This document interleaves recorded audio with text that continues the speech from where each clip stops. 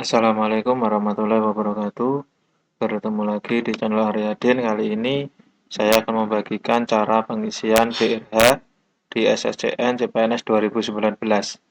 Sebenarnya cara ini sudah ada pada buku panduan cara pengisian DRH, tetapi bagi Anda yang mungkin tidak sempat membaca, ini saya rangkumkan dalam bentuk video. Ada beberapa pertanyaan yang mungkin ada di pikiran Anda semua. Jika memiliki dua ijazah S1, apakah dimasukkan di DRH semua? Yang kedua, memiliki ijazah S2, sedangkan Anda daftar dalam formasi S1. Apakah S2 dimasukkan di DRH? Sebelum lanjut ke pembahasan, jangan lupa untuk subscribe dan share ke teman atau sanak saudara Anda yang membutuhkan. Mari kita lanjutkan ke pembahasan.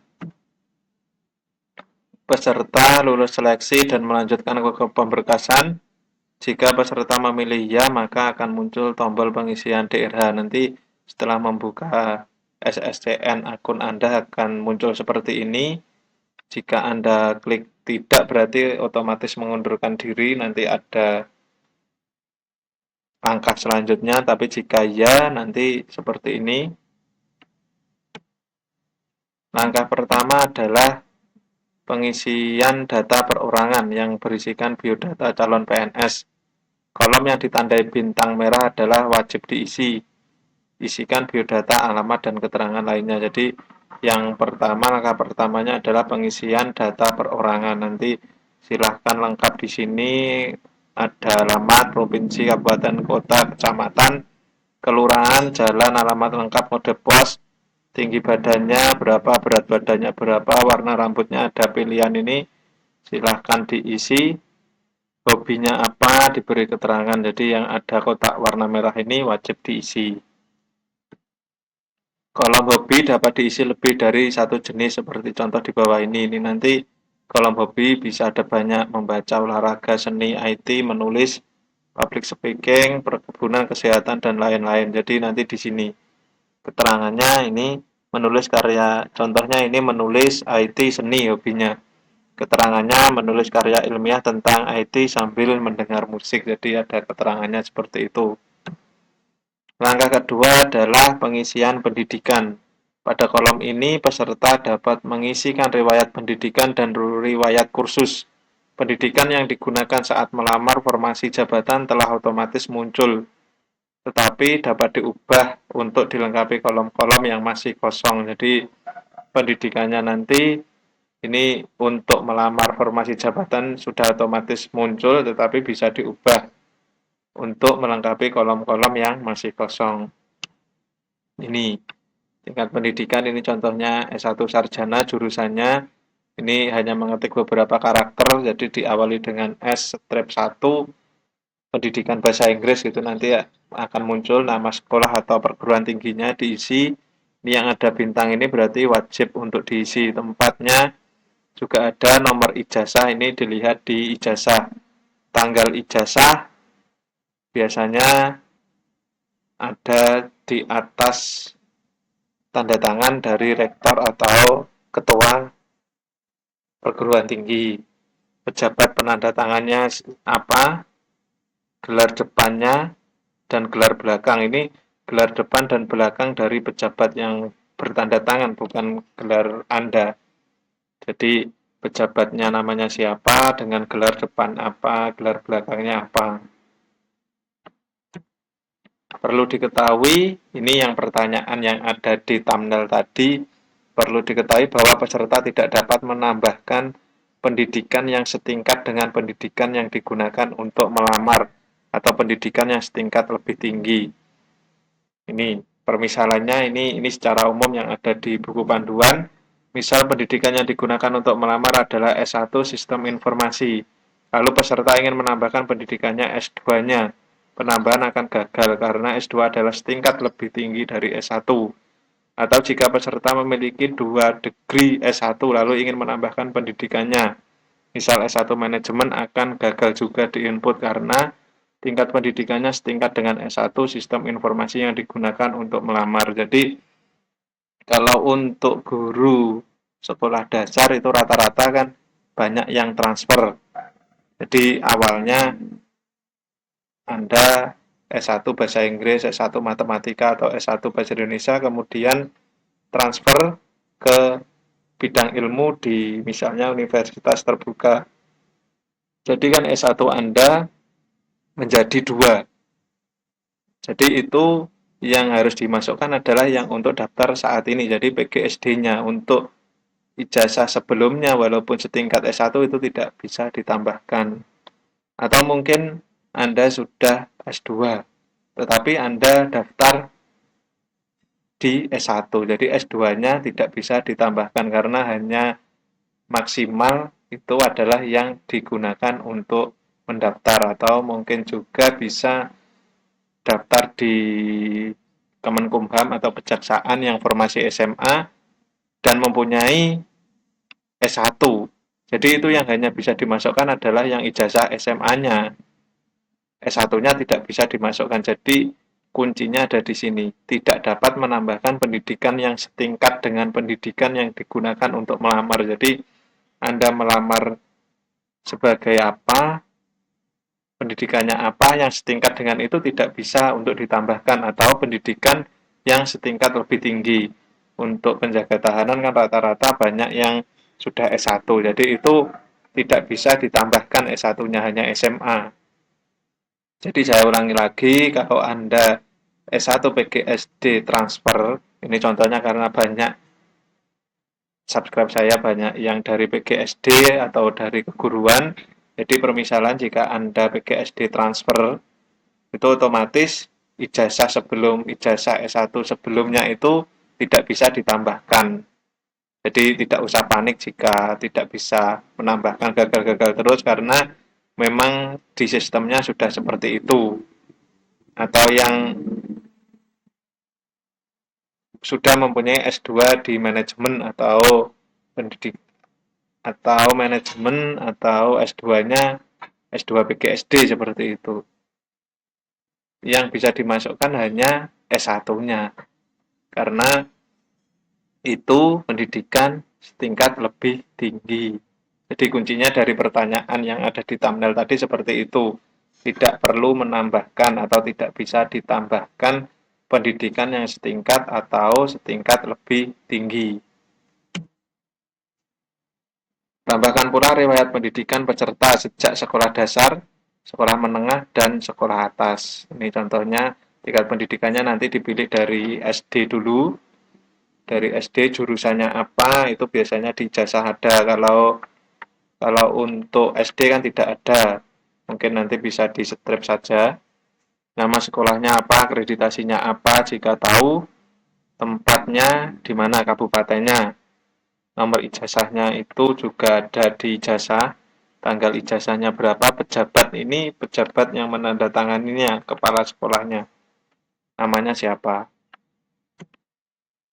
Selanjutnya adalah pengisian riwayat kursus.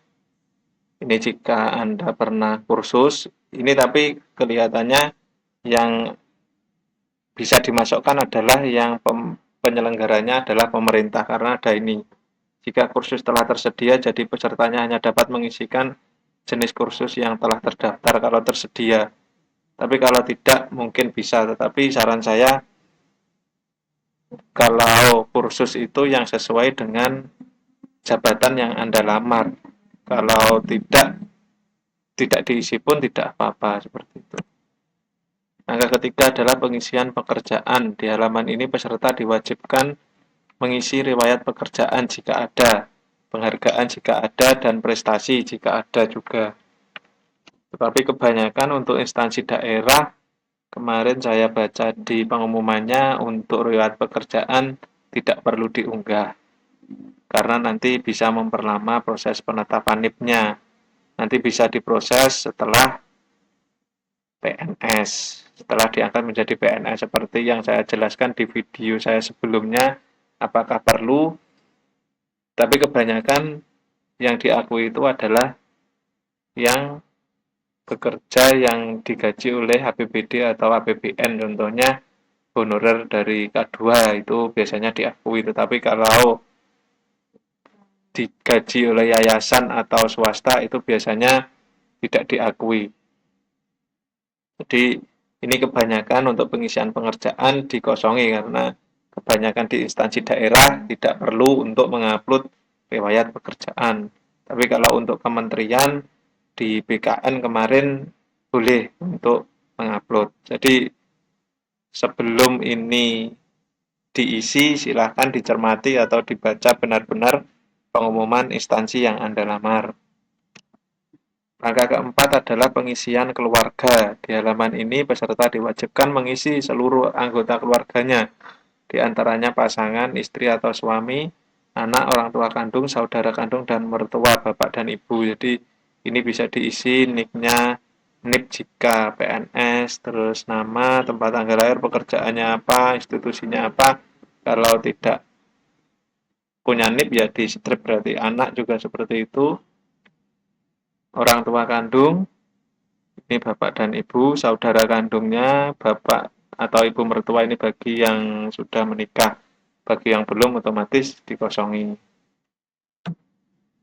Klik tombol tambah riwayat istri atau suami. Jadi kalau tadi ada itu ditambahkan, ya, cara mengisinya ditambahkan di sini.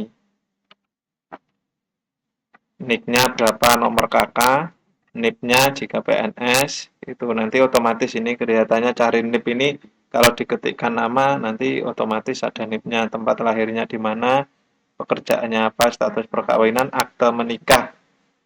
Ini biasanya kalau belum ada aktenya bisa nomor surat nikahnya. Tanggal menikahnya berapa, statusnya masih hidup atau tidak, itu bisa diisi. Untuk riwayat anak sama, kalau belum bekerja berarti belum atau tidak bekerja. Ini. Langkah kelima ini adalah terakhir pengisian organisasi. Di halaman ini peserta diwajibkan mengisi riwayat organisasi jika ada dan mengisikan data-data lain yang dibutuhkan dalam proses pemberkasan calon pegawai negeri sipil. Contohnya ya pernah waktu kuliah, pernah menjadi organisasi BEM atau DPM atau UKM apa itu bisa ditulis, terus pemimpin organisasinya siapa, terus itu bisa diisi. Keterangan lain-lain, nomor surat keterangan catatan nomor SKCK, itu ditulis tanggal suratnya, pejabat penandatangannya siapa, nomor surat keterangan sehat, tanggal surat sehat keterangan sehat ini. Kemarin ada beberapa instansi kalau surat sehatnya ada dua, surat sehat jasmani dan rohani, otomatis kan nomornya ada dua.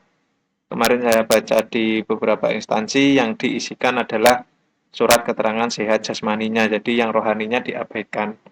Kan ada dua otomatis. Kalau yang ini nomor surat bebas nafsa juga seperti itu. Jadi yang poinnya ada di nomor surat keterangan sehat ini. Karena nanti ada dua surat. Surat sehat jasmani dan surat sehat rohani. Jadi yang diisikan bukan dua-duanya tetapi nomor surat keterangan sehat jasmaninya saja. Klik tombol tambah riwayat organisasi ini bisa diisikan. Ini ada OSIS, jenis organisasi apa, jabatannya apa, apakah ketua, wakil atau sekretaris, bendara atau anggota. Tanggal mulainya kapan. Ini sebenarnya tidak wajib juga, tapi kalau yang mempunyai banyak organisasi dan aktif ini bisa diisikan. Langkah keenam ini terakhir adalah unggah dokumen. Jadi di halaman ini peserta diwajibkan melakukan 2 kali klik cetak daerah yang telah diisi. Yang pertama cetak daerah perorangan, ini berarti data diri Anda dan cetak daerah riwayat. Berarti riwayat-riwayatnya ini silakan dicetak dulu. Setelah dicetak kemudian tanda tangan di materai 6000 kemudian scan. Ingat kemarin saya sudah mengingatkan untuk scan menggunakan scan asli jangan foto. Karena nanti kalau tidak terbaca juga malah mempersulit Anda sendiri. Jadi lebih baik semaksimal mungkin, sebagus mungkin. Intinya jelas dibaca. Selanjutnya menulis data-data yang diharuskan untuk ditulis tangan di daerah yang telah dicetak tersebut dan menandatangani daerah terakhir. Daerah yang telah ditandatangani wajib diunggah kembali ke SSCN di halaman ini. Jadi ini ijazah, transkrip, ini nanti. Ini DRH-nya nanti di-scan berarti ada yang dalam bentuk PDF dalam satu file seperti itu. Dan ini ada ukurannya. Nah, ini PDF.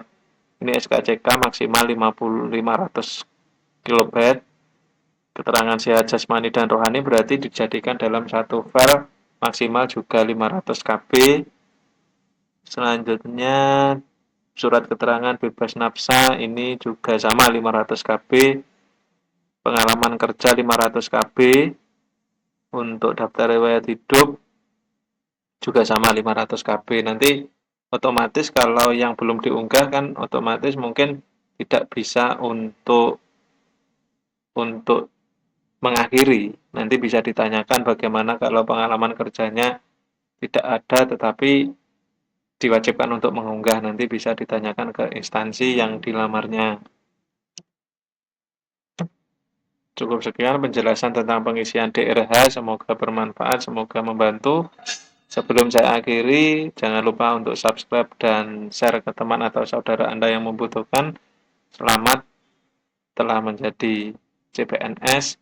Semoga lancar sampai pemberkasan sampai nanti terbitnya SK CPNS. Saya akhiri cukup sekian. Ada kurang lebihnya mohon maaf. Wassalamualaikum warahmatullahi wabarakatuh.